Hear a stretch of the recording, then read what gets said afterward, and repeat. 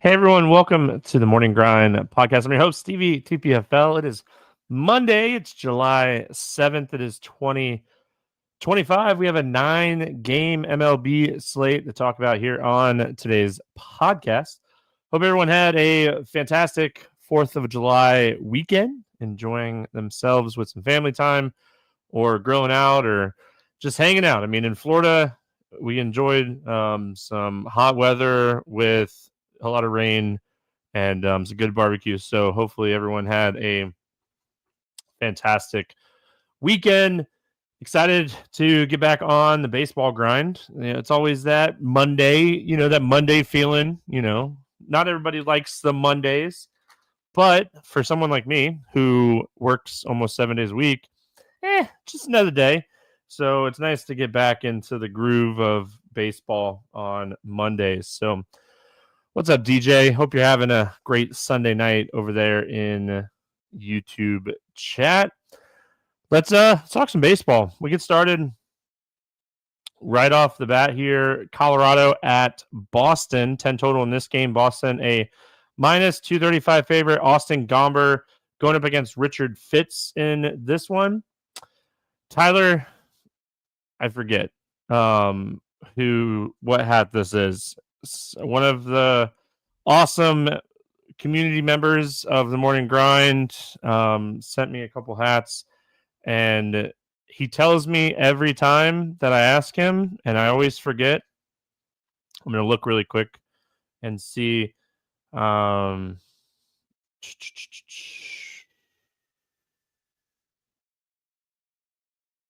forget. I really do.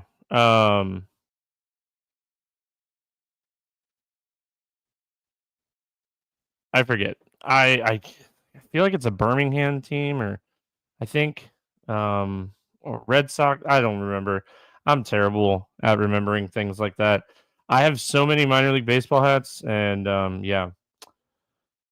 All right. Cal finally came through for you Friday. 1K. Heck yeah, Brian. It's awesome. Congrats.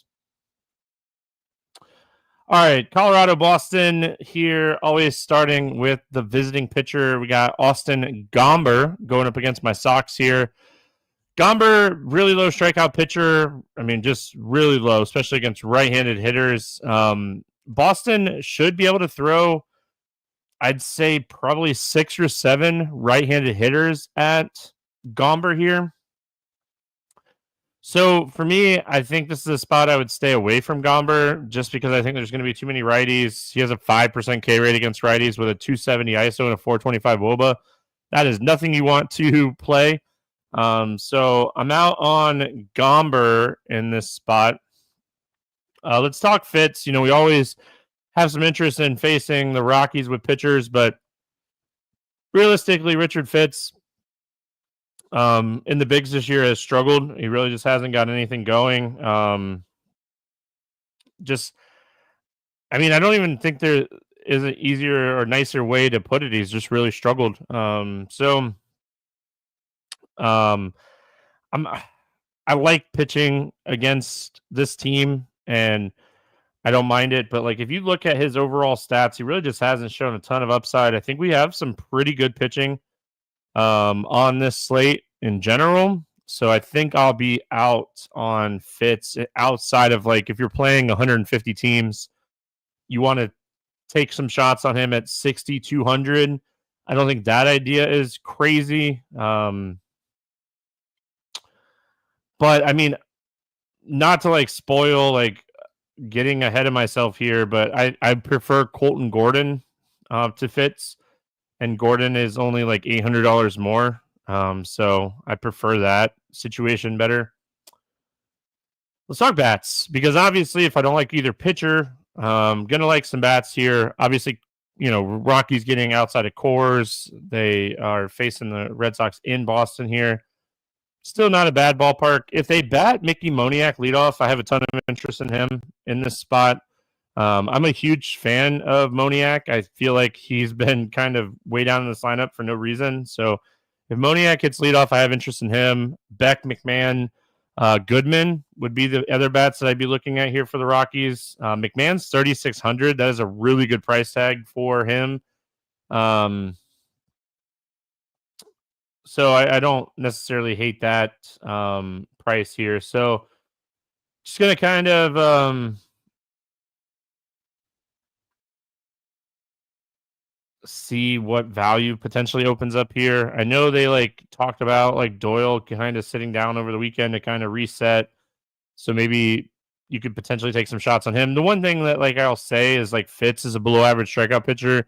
He gives up power to the right side of the plate. We really haven't seen a lot of power given up to the left side, but like it's really hard to kind of assume that Fitz is going to continue to have a zero ISO against lefties with a 40, I think it's like 46% hard hit rate against lefties. So I feel like that ISO number is going to come up. It's not like he's generating like 70% ground balls. His ground ball rate is below average. So I don't mind targeting the Rockies bats here. Like the Red Sox a lot. It'd be interesting to see if they go with the same type of lineup that we saw from them on Sunday against the lefty. Nate Eaton hit leadoff for the Red Sox in that game. He's 2,500 at third base. So I don't mind, potentially taking some shots on him if he hits leadoff. Gonzalez is someone that I always like against left-handed pitching. He's only 4,400. Those would be my two favorites. Ref Snyder is someone I don't mind playing against the lefty, but you always worry about him against righties later in the game. Trevor Story, always in play. I think the Red Sox stack is very playable here. Not only is Gomber not great, the Rockies have one of the worst bullpens in baseball. So I think the Red Sox stack, definitely a stack we want to look at overall here. Moving on. Miami at Cincinnati is where we go next. This game has a 9 total. The Reds a 137 favorite. We got junk. He throws a lot of junk. Jansen Junk going up against Brady Singer in this one. Obviously, a big ballpark upgrade for the Marlins. I always like to point that out because they do play in a very pitcher-friendly ballpark. We'll start here with Junk.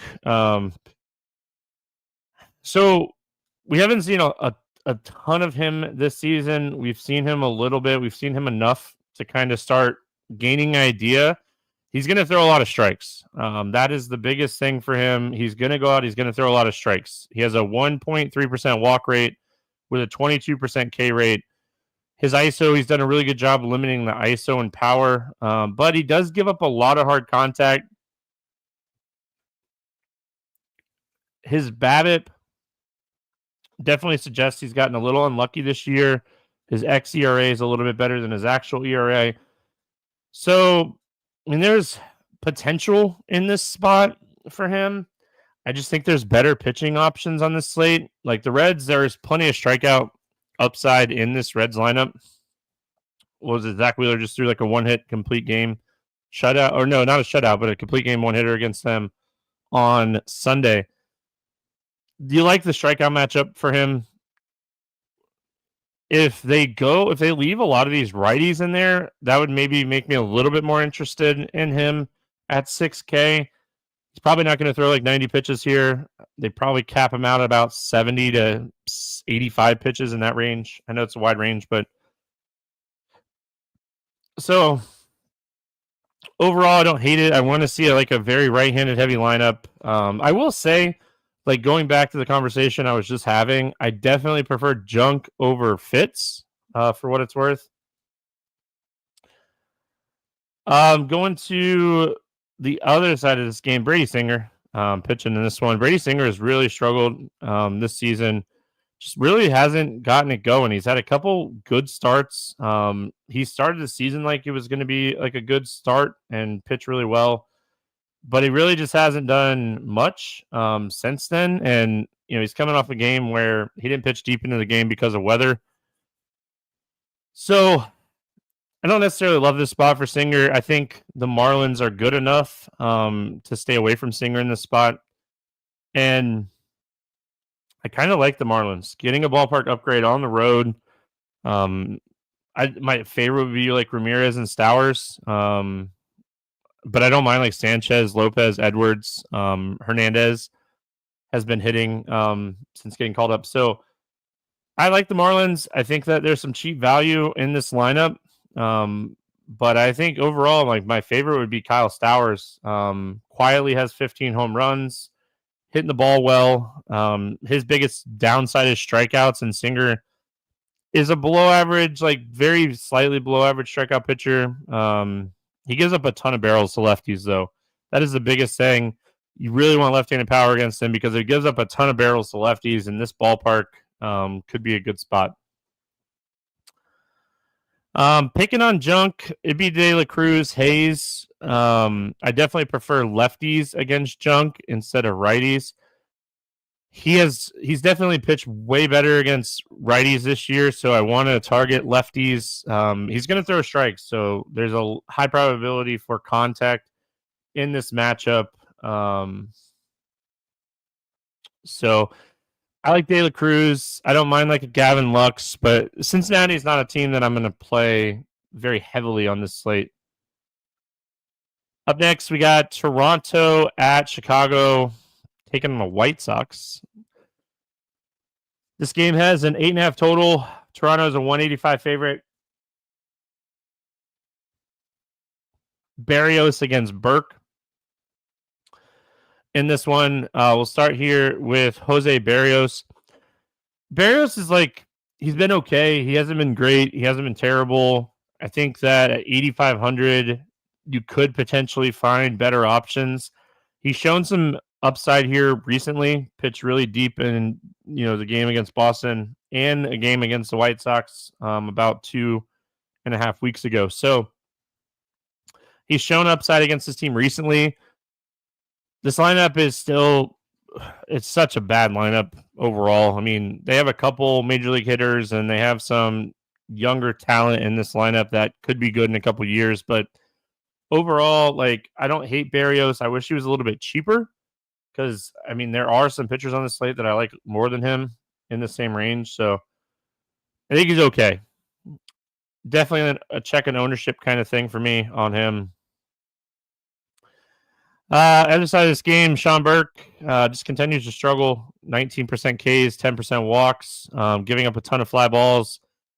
Really not generating a lot of good outs. He's pitched a lot better here recently. This is the Sean Burke that, like, coming into the season, we thought we were going to get a lot more of. He's done it against good opponents. I wouldn't sleep on him in this spot. The only thing that I feel like we talk about all the time is Toronto has one of the lowest strikeout rates in baseball against right-handed pitching. So the upside is always kind of capped for him in that aspect in this matchup. I mean, Toronto has the lowest strikeout rate in baseball against right-handed pitching, 17.5%. So he's 5,500. And he has gone for at least 16 fantasy points on DraftKings in 4 of his last 5 starts. So I don't think it's the craziest idea to play a little bit of Sean Burke here. But again, I would probably prefer junk over Burke personally. As far as the bats for Toronto, Burke struggles with right-handed power. So I want to target Springer, Vlad, Bichette. I think that is where overall you're kind of looking here and just kind of attack this spot. I mean, that's the middle, the heart of the order, I think, is where you're looking at. Barger is always someone I think you can get in your player pool when looking at this team. Varsho is getting close. He shouldn't be back for this series, but he's getting close to returning, which is going to help. I also read a report earlier when I was researching this one that Santander is getting close. They're definitely going to need a couple of those left-handed bats in this lineup, kind of even out this lineup a little bit here down the stretch. As far as the White Sox, I mean, Berrios isn't terrible. like if you target Barrios, it's usually like right-handed power. So maybe a Vargas, but overall, I think you're going to find a lot better options on this slate than the White Sox bats. So I'm going to probably pass on the White Sox here. I did not write them down, so we'll roll with it. Up next, we got Dodgers at Milwaukee taking on the Brewers. Congratulations, Clayton Kershaw, 3,000 Ks. That's huge. Whether you like him, whether you like the Dodgers, whether you don't like him, 3,000 strikeouts in a career is a huge feat, and we should all celebrate it because that is something that we won't see for a while here, right? I'm looking it up really quick. So the next person that's close is Chris Sale. He's at 25-28. So he's well over 450 to still get there. So it'd be a couple years pitching well. Cole's there. Charlie Martin probably doesn't get there. So I think like potentially, I don't know. I don't know how many of these guys get there. Like I think that the best chance next would be Sale over Cole, just because Cole's missing this year. So Kershaw, Scherzer, and Verlander, the only active pitchers still that have gone over 3,000. Just a cool number. All right, to this game, Yamamoto going up against Peralta, 8 total. Dodgers a 144 favorite in this one. Yamamoto is someone that I actually kind of like in this matchup. I think he has a lot of upside here. Like, you want to target strikeout, or you want to target ground ball pitchers against this team, and like Yamamoto is an above average ground ball pitcher. He has strikeout upside. He's coming off of a huge game. So 18 strikeouts in his last 3 starts. Love this matchup for him on paper. As much as I like the Brew Crew, and they definitely won us some money the last couple of years, they haven't been as good this year. There's a lot of strikeouts in the bottom half of this lineup. So I think Yamamoto, if you want to spend up for him, is fine. I think DeGrom has a higher ceiling. We'll get to him in a couple games here.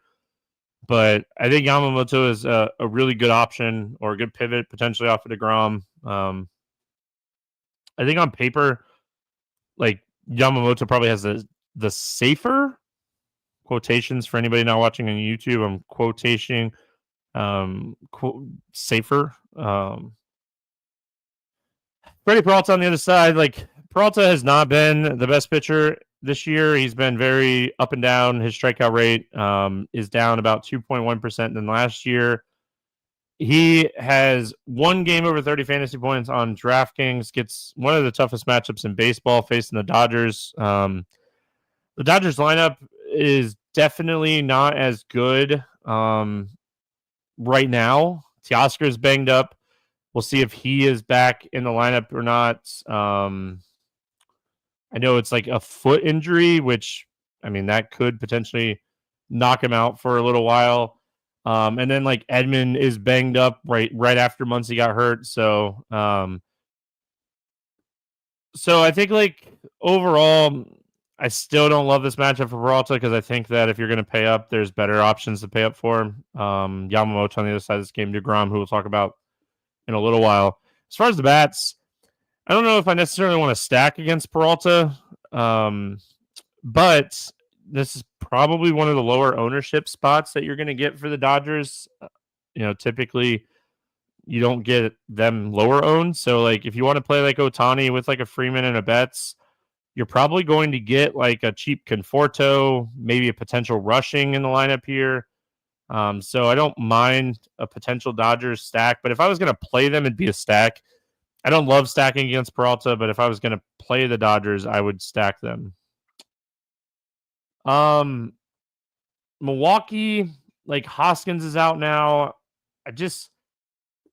Yelich, I really like Yelich against fly ball pitchers. Yamamoto's a ground ball pitcher. So like Contreras is a ground ball hitter. He needs a fly ball pitcher. So I think overall, I'm probably going to stay away from the Brewers here. Even if you're not playing this spot, I think this is a stay away spot. Like if you're not playing Yamamoto, I still think it's a stay away spot. In this one. Up next, we got Pittsburgh at Kansas City, 8.5 total in this one. Kansas City, a 157 favorite. Andrew Heaney, Noah Cameron facing off against each other here. We'll go Heaney first. Below average strikeout pitcher this season, sitting around 18.4%, down 4.5% from last year, coming off of an awesome start against St. Louis. That's 3 really solid starts in his last 5 outings. So, turning the table a little bit potentially. With that said, though, like I don't hate this matchup. Depending on like who's in the lineup, Kansas City, it has not been great against left-handed pitching this season. So if you want to play like Heaney, how he's been pitching, and take some shots here, I don't think it's the craziest idea. Kansas City is 28th in WRC plus against lefties this year. Their WOBA is 25th. Their ISO is 29th. All those numbers very good. Their strikeout rate is kind of bottom. It's like 21.7%, so not like a huge strikeout team. So I don't hate this spot for Heaney. The other side of this game, Noah Cameron. I love this matchup for him. I'm sure you all already knew that. If you opened up the slate before the podcast, you knew that I was probably going to talk up Noah Cameron here today. This team's awful against left-handed pitching. They're 29th in WRC plus. They have the second highest strikeout rate in baseball against lefties and the third lowest WOBA against left-handed pitching. So you probably already knew this was coming. I like this a lot. I know that like Noah Cameron's been a little bit shaky here recently, but I think this is a awesome get right spot for him. Again, I'm a huge believer in this guy's stuff. And it's just more of like, reminds me of old school pitching a lot. Really good command. He throws from a really unique arm slot. I think he could give you 5 or 6 really good innings here against this Pittsburgh team. So 8,100, I have some interest. I do think like there's some higher ceiling pitchers on the slate, but I think this game has the potential to be really low scoring. So yeah.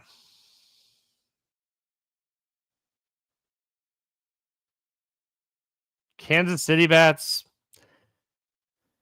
against lefties, like I was kind of throwing everything out there. Like even Bobby Witt, his power really down against left-handed pitching. He's at like 164 ISO against lefties this year. They don't walk. I don't know. I don't love this spot for Kansas City. I understand why people would take shots on this spot, like for the Kansas City bats. But I think overall, this is a spot. Probably don't play a lot of Kansas City. Cleveland at Houston is where we go next. This game has a 7 total. Houston, a 167 favor. We got Tanner Bybee against Colton Gordon in this one. Starting with Bybee, I don't think it's the craziest spot for him. He has been really solid against righties. He generates a lot of ground balls. He doesn't give up a ton of power against righties. He just doesn't have a huge strikeout like ceiling. And as right-handed heavy as this team is, they are hitting the ball a lot better recently. They're coming off a really good weekend series. But if you look at like last 30-day numbers for Houston compared to like their first couple months, like Paredes 375, 200 ISO, Altuve 477, 476 WOBA, 350 ISO, Cam Smith 186 ISO, 422. So if you look at the last 30 days for the Astros, they have 6 hitters with WOBAs over 350. They're walking more. They're striking out less. think this is a spot I would stay away from Bybee, even though he's not bad against right-handed pitching. The other side of this game, it's very interesting, right? Because we talked about Kansas City, we talked about Pittsburgh, and then we have another team that's like really bad against left-handed pitching on the slate. So 3 lefties facing 3 bad teams against lefties. We got Colton Gordon, who he has been dominant against left-handed hitters. He's really struggled with right-handed hitters. They're going to throw a lot of righties at him here, but they're just not good righties. They don't have a hitter in this lineup with a ISO over 140 against left-handed pitching this season. So again, going back to the conversation, they have the lowest WOBA against lefties. They have the 28th ranked WRC plus against lefties. They have the 28th percent ISO against lefties, and strikeout wise, they're 9th highest. So Cleveland is really bad against lefties. Gordon definitely has more upside against left-handed hitters, but I think this is a spot we just take some shots on him because of just how bad Cleveland is against lefties. So for a 9-game slate, especially on a Monday, I feel like we have a lot of pitching options overall, and Gordon is another one of those guys that I'll have in my pool here. As far as the Cleveland bats, I said why I don't like Cleveland when I was kind of breaking down Gordon. They just don't have power against lefties. You could play Jose Ramirez against anybody, maybe Angel Martinez, but I think you're going to find better options on this slate. Bide's not usually a guy that like I will stack against, but with Houston swinging and hitting the way that they are right now, I think this is a spot that I feel pretty good about taking some Houston bats. Any of those like top 6 that I was talking about, Paredes, Myers, Altuve, Smith, Walker, Diaz. I just really like where this Houston team is at right now. And like I said, they've been hitting the ball a lot better here recently. So I like the upside for the Houston side of this game. Moving on. We got Texas at LA taking on the Angels.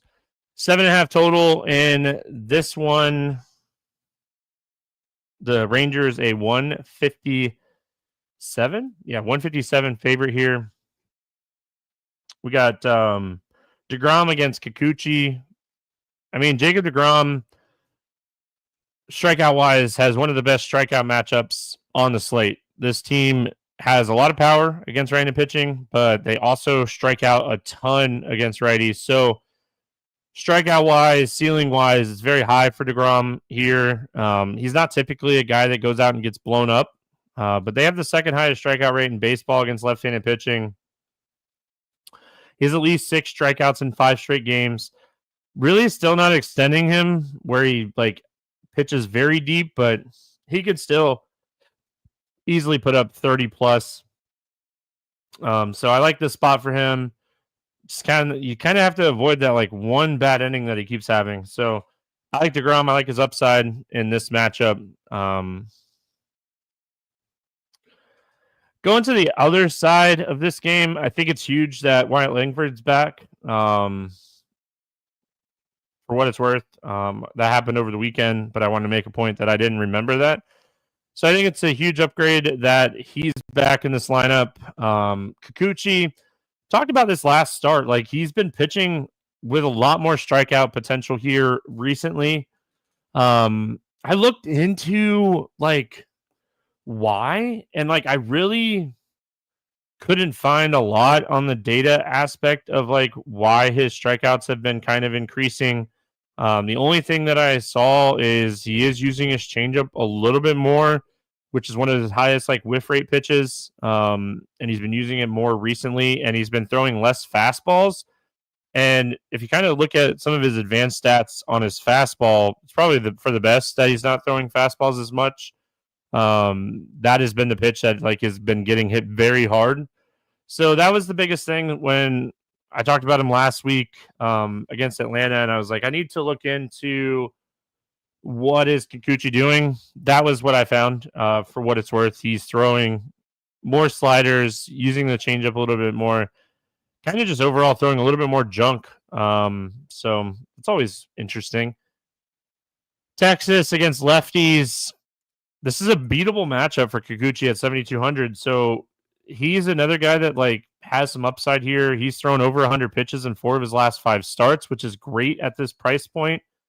So I think Kikuchi, another pitcher that we're potentially looking at on this slate. So I think you can, depending on how many teams you build, if you're like a 20 entry max, 150 MME type player, if you're a single entry player, you kind of dictate your pitching pool on this slate by ownership, because I think, like, realistically, looking at this slate, 1, 2, 3, 4, 5, 6, 7, 8, 9, like there's 9 legit pitcher plays that I would have, that I'd feel comfortable like leaving in my pool. So I think like ownership might be very spread out. You don't even have to worry about it. You can just play whoever you want, and whoever you like. But I think this is a slate where we have a really strong pitching slate. As far as the Texas bats, Wyatt Langford against lefty, Jake Berger against lefty. Those would be my 2 favorite bats if I was going to take some shots on Kikuchi. As far as the Angels, like, DeGrom isn't typically a pitcher that gets blown up, but he can give up a home run or 2. So if you want to go like Trout, Ward, Adele, like any of those guys is like one-offs. They have a ton of power against right-handed pitching. Arizona at San Diego. 8 total in this game. San Diego 137 favorites. Gallen and Darvish, I like lost my train of thought there for a second. It happens to the best of us. Zach Gallen, we'll start with him. Like, I still want to believe that Zach Gallen is better than how he's been pitching. I know he's coming off of a game where we were like, it finally looked like Zach Gallen. I don't know if I believe it yet. I don't hate the matchup against San Diego. They have more strikeouts in this lineup this year, but they still have enough good right-handed hitters that I think we have enough good pitching on the slate where I don't have to play a lot of Zach Gallen if I don't want to. I just overall, I could see it. I could take some shots on him. I wouldn't talk you off of Zach Gallen, especially at the price point. The other side of this game got you Darvish. He is coming off. This would be first start of the year, right? I'm pretty sure first start of this year for him. He threw a simulated game and didn't throw a ton of pitches. I would assume, if I had to guess, you Darvish throws like 75 pitches in this game. A tough matchup against Arizona. This team, very, very like streaky team. Just in general, I know they. I see you guys talking in chat this weekend. They didn't have the greatest, like Marte and Naylor didn't have the greatest weekend. But you look at the numbers are really good for Arizona. I don't want to play Darvish in this spot. I kind of think like Arizona might be worth stacking here. Like if Darvish is not back, right? Like if Darvish struggles here and he's not back, and this is like his first start back and all that stuff.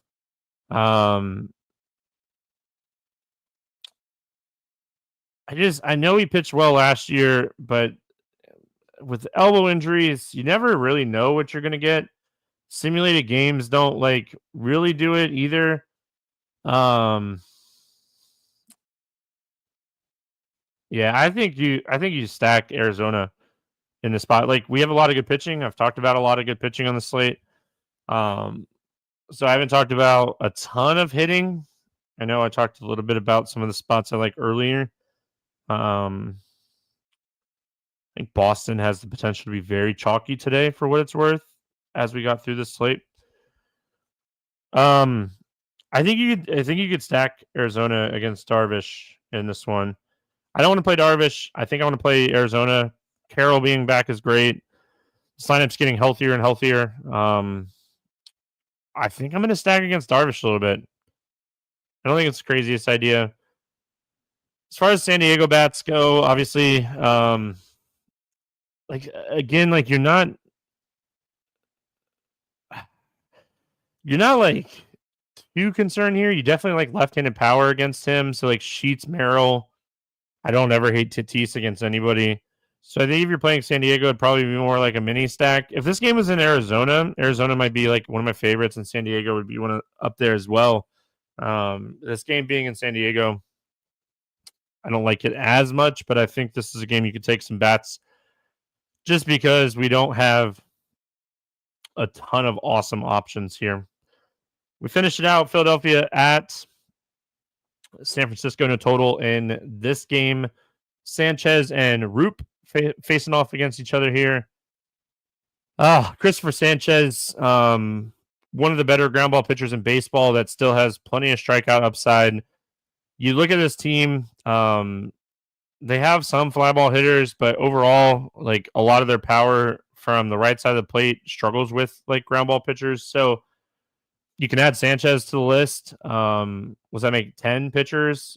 Sanchez has been pitching really well this season. Can get out of trouble, generate a lot of ground balls to get out of trouble. He doesn't allow a ton of home runs. He's only allowed one multi-home run game this year. This ballpark just seems like a good spot for Sanchez. So another guy like that is very playable today. Going to be looking at a lot of pitching props today. I feel like today is a day where the pitching props are really going to stand out, I feel, just overall.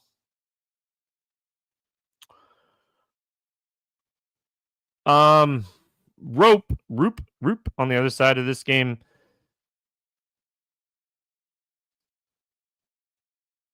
I think there's too many good pitching options today that I get to him. He doesn't have like a huge strikeout rate. Philadelphia is a team that doesn't strike out a ton against right-handed pitching. So probably out on Roop here. He's really cheap, but there's so many pitchers on the slate that I like more than him here.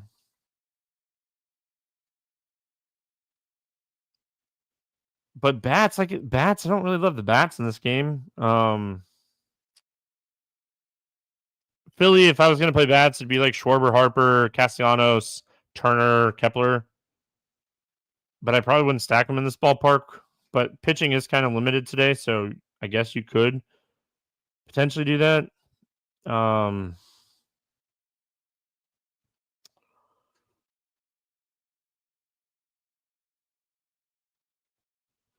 Just trying to look really quick. Oh, I guess the other side, San Francisco. Nobody. I mean, I like San Francisco against left-handed pitching. I always like Ramos. Chapman's back, which is great, but he's such a good ground ball pitcher that I just don't see a ton of upside in this spot overall. So probably out on this one. All right. Morning grind game time. If you haven't already, head on over to the Morning Grind YouTube page, hit that subscribe button, turn on notifications, come hang out with us live. We always have a good time in chat. The chat's been going nonstop this whole show. Appreciate you guys over there. Love it. I just love it. I love this community. That's why I do this show. Patreon link is in the podcast description and the YouTube page description if you want to check that out to support the show or get some MLB stuff. So check that out. Morning grind game. We got under 8K to get 6 or more strikeouts, and I think that we're going to have some options today to hit this number. At first glance, like I like Gordon to get this number, but I think I'm going to go Kikuchi in this one. Give me Kikuchi to get 6 or more Ks against Texas. Over 8K to score under 15. My bust today is Yu Darvish. This is not even close. I think there's a lot of great pitching options today. It's his first start of the season. Simulated game with 63 pitches last time out. I think a max of 75, 85 at very, very most. So I think they're going to be careful with Darvish here, kind of ease him back. Don't like this spot for him. So give me Darvish as my bust of the day. Over 4K to hit a home run. I am going to go way back. One of the first games we talked about. Give me Kyle Stowers to hit a home run today in Cincinnati against Singer. Under 4K to score 10 plus points. I'm going to go to my Red Sox here. I'm going to go to Ref Snyder. Really like him against left-handed pitching. I think this is a really good spot for him. So give me Ref Snyder here. Stack to score 6 or more runs. A lot of pitching. Talked about it. I think there's a lot of good pitching. I think Red Sox are like the chalky stack. But I'm not going to say the Red Sox because there's no fun in that. I'm going to go with, I don't know. I just have a weird feeling on the Marlins today. The Cincinnati bullpen's not great. They're bottom 10. I think I lean the Marlins to score 6 or more runs today. So, yeah, I don't know. I have that feeling on the Marlins today. So, I'm going to go with the Miami Marlins to get the job done on this slate. I did. Oh, I'm pulling it up. I did do a morning grind like 3-pick parlay. I haven't done one of these in forever. I was so hot on these last year, so hopefully we can get it going here. I am betting. I have a feeling on the Marlins today. I'm betting over 4.5 runs for the Marlins at plus money. It's just one of those like weird feelings for what it's worth. Like I'm just gonna bet that. My 3-pick parlay for the morning grind today is Red Sox win, Royals win, Astros win. So 3-pick parlay with 3 teams winning. Hopefully we find that fire that we had last year with these 3-pick parlays. I got on an insane streak around the All-Star break last year. So hope everyone has a awesome Monday. Back Tuesday talking baseball. Appreciate everyone. Good luck. See you.